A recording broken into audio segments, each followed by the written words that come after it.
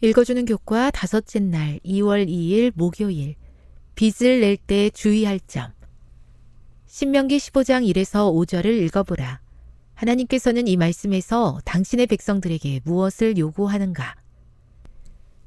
7년과 관련된 다른 규례들과 마찬가지로 노예와 종, 그리고 토지뿐만 아니라 체주들도 규제를 받았다.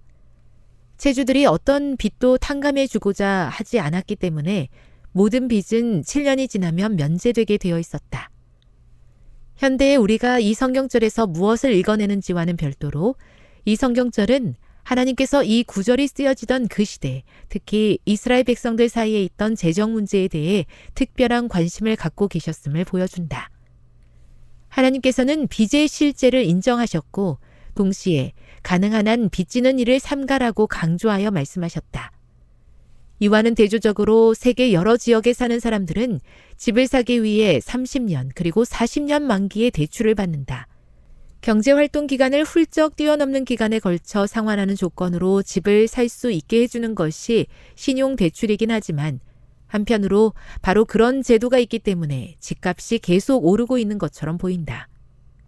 한편 많은 사람들, 특히 부모와 학생들은 학업을 마치기 위해 돈을 빌려야 할지를 고민한다. 일반적으로 대학 학위를 취득하면 평생 동안 소득 능력이 높아진다. 어떤 사람들은 학업을 마치기 위해 돈을 빌려야 할 수도 있다. 하지만 기억해야 할 것이 있다. 빌린 돈은 원금 외에도 이자를 추가로 갚아야 한다는 것이다. 가능한 모든 보조금과 장학금을 받기 위해 노력하라. 할 수 있는 한 공부를 하면서도 아르바이트를 하고 절약하라. 취업에 도움이 되는 수업을 들으라. 가능하다면 부모의 도움을 받으라. 성경시대에는 부모들이 자녀들에게 경작할 땅을 주어 스스로 먹고 살 수 있게 했다. 오늘날에도 그와 같은 유산이 자녀들로 하여금 독립적인 성인이 되도록 하는 교육의 기회를 제공하는 것인 듯하다. 이상적인 세상에는 돈을 빌리는 것도 없고 빚도 없을 것이다. 하지만 우리는 그와 같은 이상적인 세상에 살고 있지 않기 때문에 종종 돈을 빌려야만 하는 때가 있을 것이다.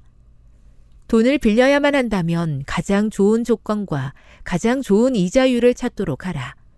최소한으로 빌린 후 이자로 지출되는 금액을 줄이기 위해 최대한 빨리 갚으라. 하지만 원칙적으로는 할 수 있는 한 빚지는 것을 피해야 한다. 매일의 삶에서 성경에 나타난 재정적 원칙을 따르면 불필요한 빚을 지는 것을 피하고 자신과 가족들에게 닥쳐올 수 있는 무거운 부담을 피할 수 있다.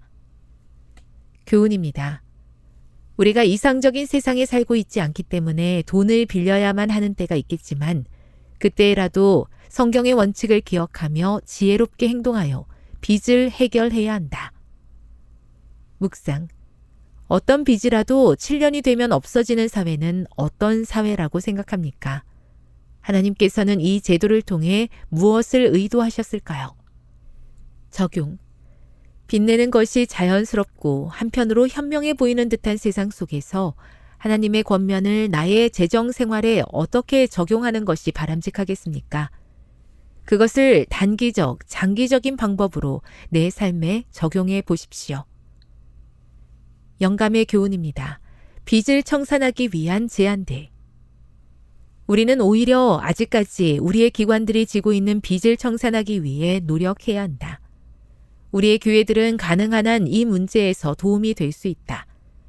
주께로부터 재물을 위탁받은 교인들은 이자 없이 혹은 낮은 비율의 이자로 그들의 돈을 하나님의 사업에 투자할 수 있다.